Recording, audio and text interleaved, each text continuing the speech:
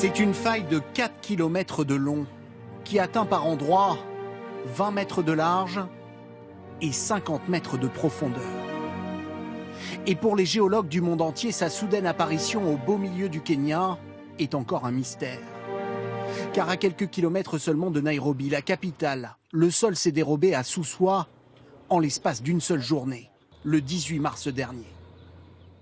Ici, des engins de chantier sont encore à pied d'œuvre pour tenter de consolider la route, emportés par ce gigantesque mouvement de terrain. Aucune victime, mais une belle frayeur pour les habitants. Le dimanche, ma mère m'a appelé. Il y avait de grosses fissures dans sa maison. Quand on est arrivé, on a vu que la faille était énorme et qu'il fallait partir. C'était comme si la terre allait avaler toute la maison. Alors comment expliquer ce phénomène? Très vite, plusieurs experts ont avancé la thèse d'une fracture du continent africain, car cette faille se situe au beau milieu de la vallée du Rift, une zone sismique où deux morceaux d'Afrique s'écartent l'un de l'autre.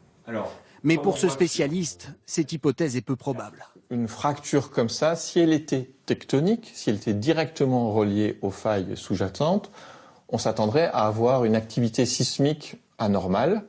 Or, aujourd'hui, en tout cas, nous n'avons pas eu de séisme de magnitude conséquente dans la région. Cette faille serait donc plutôt la conséquence de fortes pluies.